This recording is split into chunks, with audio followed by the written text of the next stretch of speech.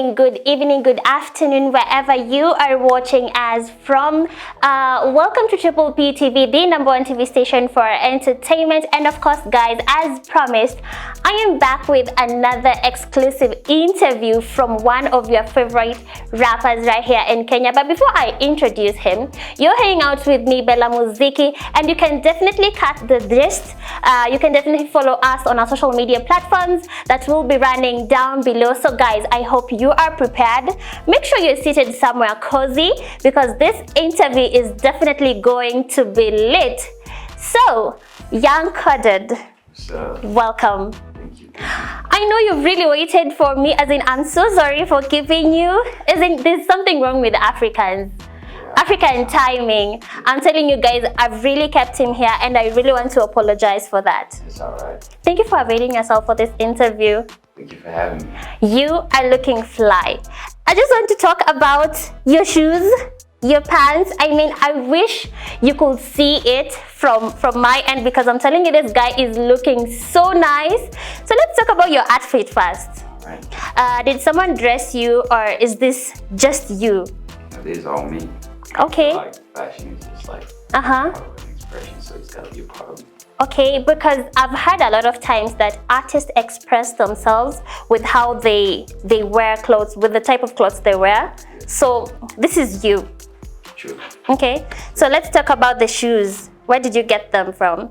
Champions, that's shoe polish. Mm-hmm. And they're basically just basic sneakers. They're like They're not basic, really. yeah, they're basic. Okay, if you say so. They're basic release. Mm-hmm. Nothing like normally I buy like exclusive shoes that maybe like limited edition or something like that. Okay. But these ones are still available in the market. So. Oh, really? How much, roughly? No, just shock us. Shock us. I want you to shock us. Nah, nothing too crazy. Uh-huh. Like maybe 200, 250 by now. Okay. Do like 300 off the market. Wow, okay. Do you know that's like someone's rent? But Right here? that's about 30 grand. Yeah, but that's someone's rent. I can see you also like your blings and everything. So do you like rock blings each and every single day or? This one is always on my neck. Uh-huh. It doesn't matter whether I'm like showering or Okay. most of the time it's on my neck. Oh, so you don't take it off? Nah, hardly. Okay. The other piece I don't take off. Nah, but this one I don't take off. Yeah. It's always there.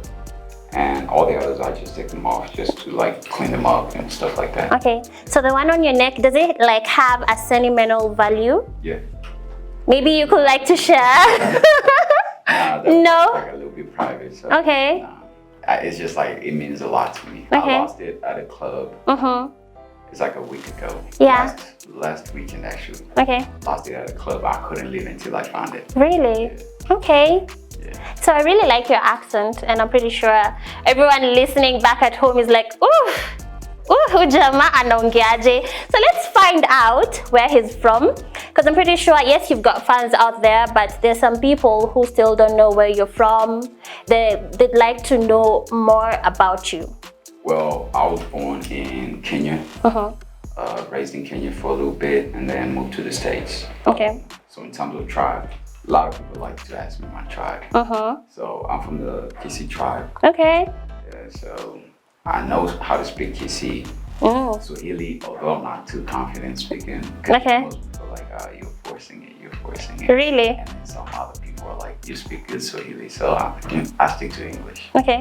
So you've mentioned you can speak a little bit of Swahili.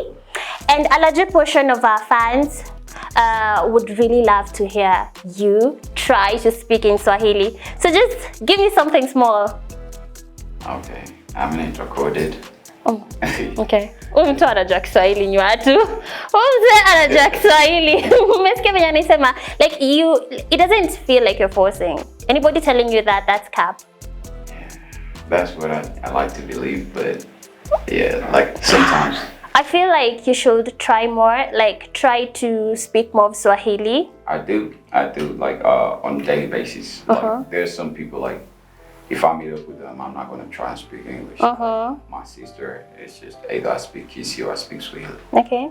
Like, there's those people that already like I'm comfortable around.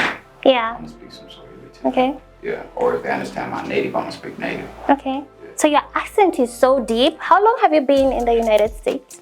It's been a couple of years now. I went there when I was like about 13, 14. Oh, wow, that's a long time. Yeah. It's a long time.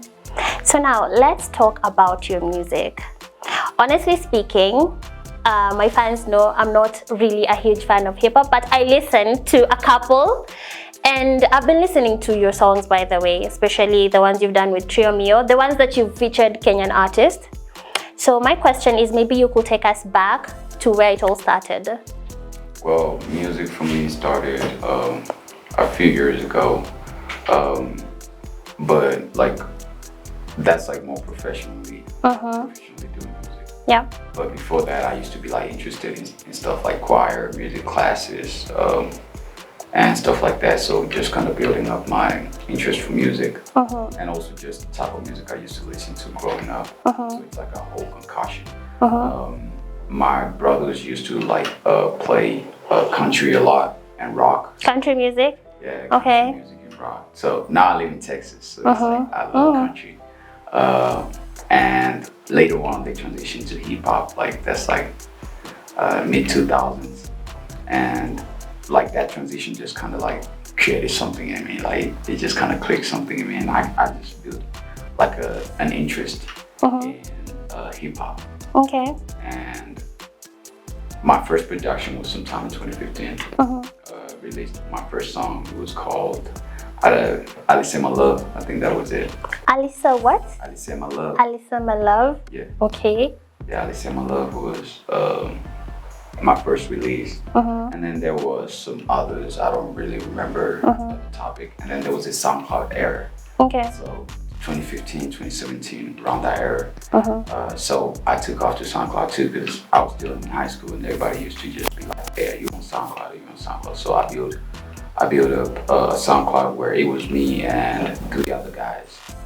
So in general, it was like about 5 guys, but not everybody was a rapper. About 4 out of like, everybody was like rapping. The rest were just like merchandising. So we built like this group called The Tribe. And The Tribe lasted throughout high school. And then once we graduated, some got to walk, some didn't get to walk. Yeah. You know, crime and all. Some went to jail. Some went to college. Some went to military. So we kind of spread out. After the fanning out, I stuck to music and ended up founding Chinatown. So I'm one of the founders of Chinatown Music Group. Okay. Okay, that's nice. So since then, I'm gonna skip to 2019. So 2019, I get my first deal, which is with Koded Music Group, and then with Koded, I was able to distribute like unlimited amount of songs without having to worry about how much it costs to distribute. Okay. So at that time you were signed? They signed you? Yeah. They signed me, like from The Tribe, the music I had made while under The Tribe. Okay. And then now I went on to make like some solo projects. Now I started working as a group and started working as a solo artist. Still signed? Yeah, still signed under them. I'm still signed under like okay. Chinatown Music Group, but we're distributing under Koded. Okay. So it's not like an exclusive 360 deal. It's just like a distribution agreement. Oh, just distribution. Yeah, I never signed any 360 deals. Okay. I don't think I ever will. But that was like how I started music. So in 2020, I met up with we hopped on a call because I was still in the States. Okay. So I hopped on the call with Noriega. So that's Otila Brown's manager. Oh wow, okay. So Chinatown made an agreement with Noriega. So now we have like a dual management. He's partly managing you and also managing Otila Brown? Yeah, like managers have a repertoire of artists. So some of the artists that Noriega manages, I don't. Oh, so you necessarily don't have to be signed under Otila Brown's record label? If you're signed under Otila Brown label, I think you'll be like under Otila's, still you fall under the management. So that depends on their agreement, so I don't want to speak on their business. Okay. But our business is exclusively just management. Okay. I like that. And the Noriega, which is called RKC. His company is called RKC. Okay. There's no keys. Nice, nice. So now that you've mentioned that he's managing you, when you want to do, let's say you want to do a collabo with a Kenyan artist, or maybe rather someone else outside Kenya, do you have to consult him first? Do you do like some documentation before you do a collabo with any artist? Well, most of the time he's the one that initiates the collabos. So like I never got to meet Breeder LW. That was like one of the first, my first Kenyan artist to work with was X-Ray. Okay. So I worked with X-Ray, that was like late 2020. And after that I worked with Breeder LW. I never met all of them until like, I didn't meet, so from 2020 I didn't meet X-Ray until like 20. Wow. Yeah, so we have a song out there. Yeah, but you've not met. And then I didn't meet Breeder until recently, like 3 weeks ago. Okay. Yeah, so all those years until now. So, oh my God, this is exciting. Okay, so take us through, how is it like working, you are a Kenyan, but born here, raised in the United States, and you're not really fluent in Swahili, then you come here, you want to work with a Kenyan artist. How is it working with Kenyan artists, really? Most of the time it's like we understand each other. Like the only challenge is like the shame. It changes a lot. Yeah. Swahili, it doesn't change much. So Yes. I understand pretty much everything. And I can speak Swahili too, like I said. So most of them, like once we're in the studio, like a couple of drinks, loosen up a little bit. Yeah. You get comfortable. Yeah, I get comfortable speaking my Swahili. So yeah. Yeah. So I know this is a weird question to ask. So out of the collabos you've done with Kenyan artists, whom do you feel was like the easiest artist to work with? Easiest to work with? Like out of all of them? Yeah, out of all the Kenyan artists. Let me see. That one is gonna be tough, but I would say, okay, so I'm not gonna say like Calligraph was hard to work with. Yeah. It's just because he had like his album, so he had to put that as a priority. So that one, I cannot even make a decision on that, whether it was hard or easy. Yeah. With Breeder, there were like a few challenges when it came to shooting, but that was like more like miscommunication. Yeah. But I don't think like there was like anything that was really hard to work with, but the easiest I would say was X-Ray, because X-Ray. Like in constant communication. He's just like, I'm in the studio right now, I'm done recording, here's my files. Like that one was so easy. It was just like me and just like working with it. But like now the current one, I'm working with Breeder, not Breeder, like Boutros. Oh, you have a song with Boutros? Yeah, so right now, like this week, I'm working with Boutros, and I've been working with Boutros since I got here. So I'll say that's the easiest to work with, like because we kind of like we built like a friendship up first before we started working. The others were just like they were approached by the manager. Okay. So you've said in most of the collabos you've done, it's the manager who initiated. If it was up to you to choose a Kenyan artist to do a collaboration with, who would you choose as we speak? Currently? Yeah. Let's see. I'm saying Nikita Karen. Wow. I like her music. Yeah. I like her music. I think my manager put, like, we were driving to Calligraph's studio, and then my manager was playing some of her music. And then it just kind of like, it was something different, but I liked it. Okay, that's nice, because she's also doing an amazing job. She's won several awards. I mean, she's putting Kenya on the map. She's a very talented girl. Yeah. So let me just ask. I wanted to ask, if you were to compare the industry right here and from, do you consider US your home, or this is your home? Both. Both? Yeah. Okay, that's a tricky question, Joe. Okay, so yeah, if you were to compare the music industry here and in the United States, well, which one would you prefer? So I would love to be associated with the Kenyan industry, first of all, because I'm Kenyan. Yeah. That's the #1 reason why I came back. But in terms of growth, I would like to be like all international. I don't lock myself in one sphere. So no boundary. Yeah, so no boundaries. I've worked in Spain. I've worked in most parts of Europe with artists out there. There's some songs I recorded years ago with like some big European artists. They're still not out yet because Yeah. build up a repertoire. In the US, I produce a lot of big acts. So other than being an artist, I'm mostly a producer because I started off being a producer. Yeah. Do you feel like your collabs with Kenyan artists are actually help you to increase your fan base? In Kenya, yeah. Like, because it's hard for me to come in with something new because when I came into the industry, I brought something way different, like my style of hip hop. Like, I mean, it's generalized as hip hop, but my style has a lot of influences in it. Like, there is like a lot of pop culture in it, other than just like being like regular or just hip hop song. Now that you've mentioned, do you feel like you're getting enough support from Kenyans, considering that as Kenyans, a bigger population embraces gengeton? I'm pretty sure you know gengeton, yeah. But you're coming in with a it's not a new genre, but it's not that popular here. Do you feel like you're getting enough support? I mean, you can't expect to change everybody's mind, but for the few that have been able to change their minds, I would say, yeah, they're showing like enough love. But I would still expect more because I know there's more in us. Because look at industries like Nigeria and South Africa. They embrace all the other genres too. That's why they're big. But in Kenya, we kind of locking ourselves. That's what we're trying to change, basically. Yeah. It's not like me personally, but I've seen a lot of young acts. Like, it's always up to the new generation, really. Like the old generation did it up to here.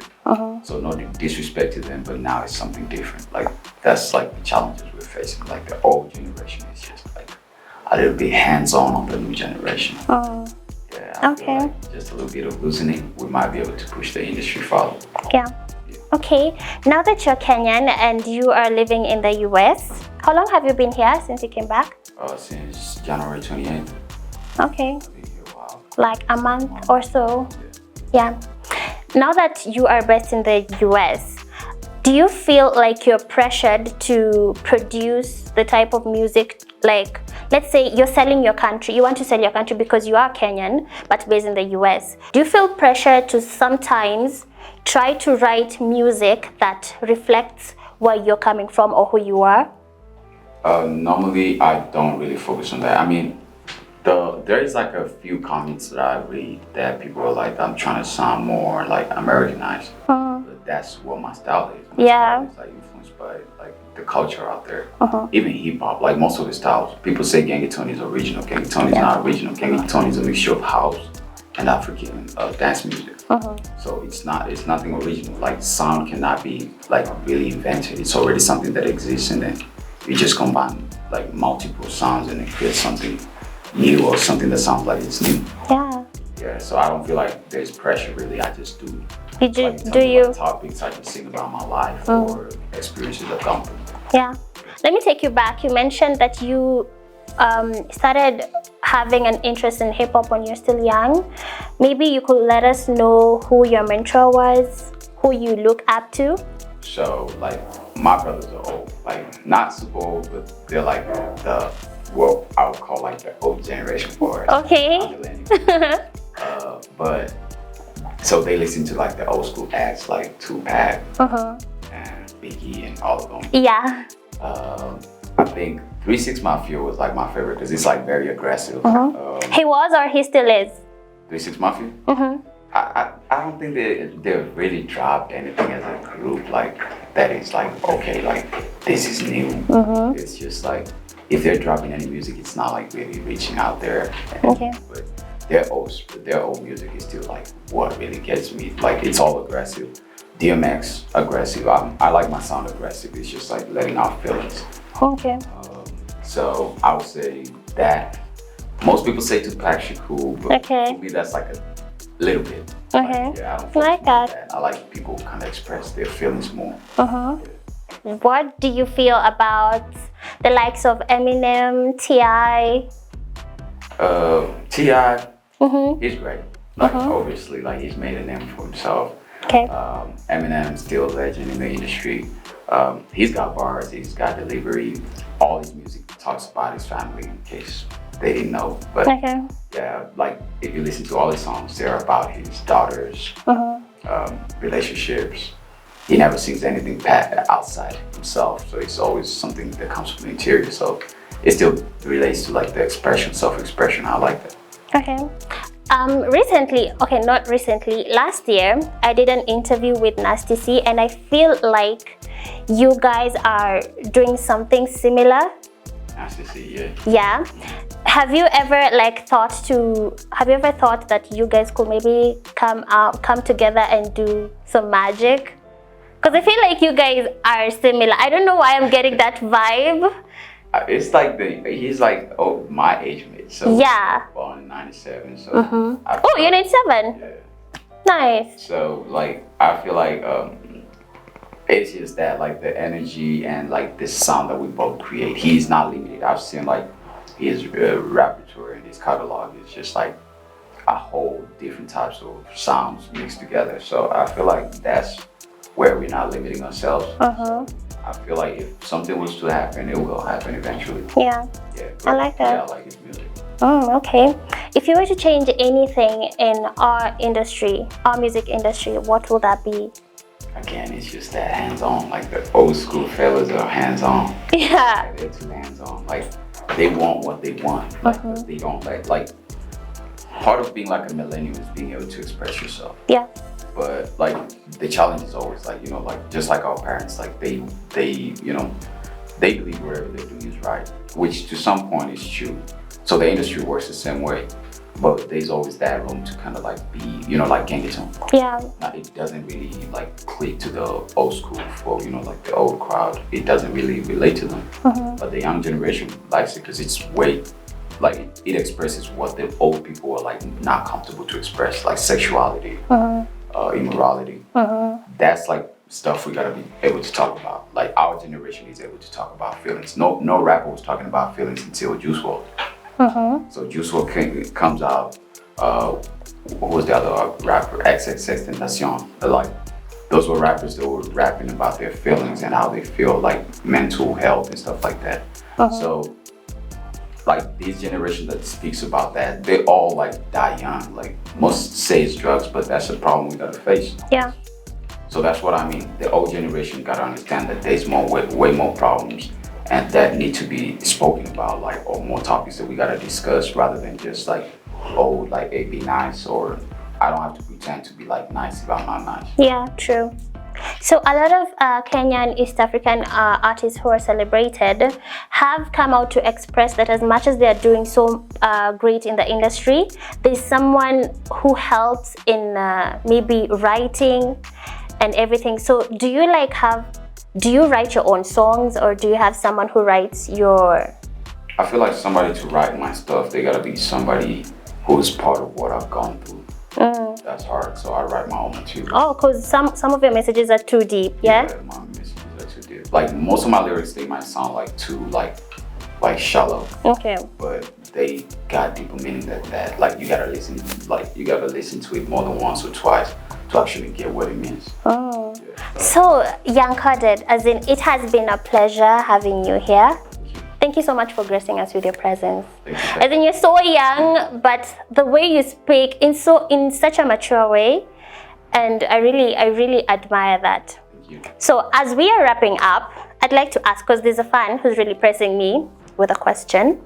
They want to know why you go by Young Koded. Well, Young Koded, it just means young and like hard to figure out, like, you know, coded. Oh, okay. Yeah. That's nice. Yeah, and another question I'll just throw in. Do you have a girlfriend? Are you taken? Kenyan ladies, hi. I would say I'm like, you know, talking stage with somebody, but not like... You're in a journey. Yeah. What? Yeah. You know, there's something with guys, they never admit to being in a relationship. No, why is that? It before, though. I admitted it like this is like a year ago. Yeah, that didn't work out so well. So right now you're in a talking stage. So you're open. You're open to meeting new people. Yeah, it's a talking stage. So yeah. Okay. Yeah. So thank you so much for coming. It was a pleasure hosting you. Thank you for having me. My name is Bella Muziki, just in case you don't remember. Yeah, and this is Triple P, as in right here we promote, we're all about local content. We also play music from outside, but we prioritize on our artists. 90% of the music we play is Kenyan content, and that includes you. By the way, your song with Calligraph is on airplay each and every single day. As in, that's what we are jamming to. Any last words? I would like people like those who don't know me, because I'm pretty sure there's people watching me. Yeah. Go check out my music on YouTube, Boomplay, and other platforms. Under Young Koded, that's YUNGKODED. And also follow me on social media to know more about me. I don't post much, but I rant a lot. Yeah. Anything to expect? From like music? New music. Oh, I got a new song coming out with Boutros. It's called Nico OK. So I say they wait out on that. It's something different, something way different, and I'm pretty sure they're gonna love it. Awesome. So guys, I hope you enjoyed the interview. Make sure to tune in to Triple P TV for awesome content. Until next time, I was your girl Bella Muziki. Ciao.